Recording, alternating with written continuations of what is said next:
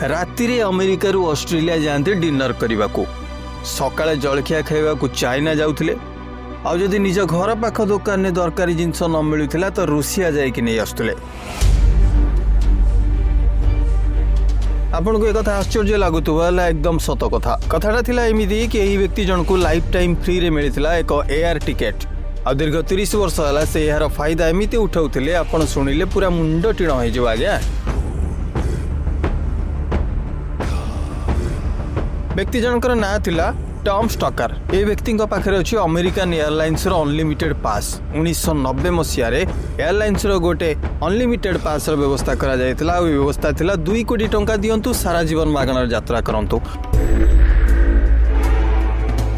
आउ एहा परे घटना घटितिला एमिति कि एही व्यक्ति जनक एहाकु एमिति यूज कले जे जेते बेले तांकु फांका टाइम मिलुतिला से प्लेन ने जायकि खालीटारे बसुतिले।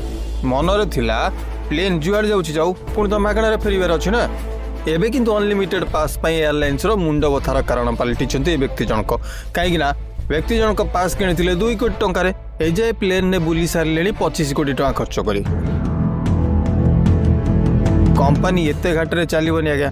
आ सबुठारे मजा कथा हला अमेरिकन एयरलाइंस जेते प्लेन अछि समस्त प्लेन एयर होस्टेस ठारू आरंभ करे टेक्नीशियन पर्यंत ये व्यक्तिंकर समस्त सांग होई सारलेनी। ए भाई जनक प्रत्येक दिन रोम पळाती डेट करियाकू वीकेंड रे बोरिंग हेले टोकियो पळाती बुलियाकू। एमि थरे व्यक्ति पूरा 12 दिन प्लेन ने लगातार बुलले न ओल्हेकी जहाँ फल आज्ञा अमेरिकन एयरलाइंस कौन सारा दुनिया एयरलाइंस एभली सिस्टम बा एभली पास व्यवस्था करिया को एजाय मनरे भी भाबुना।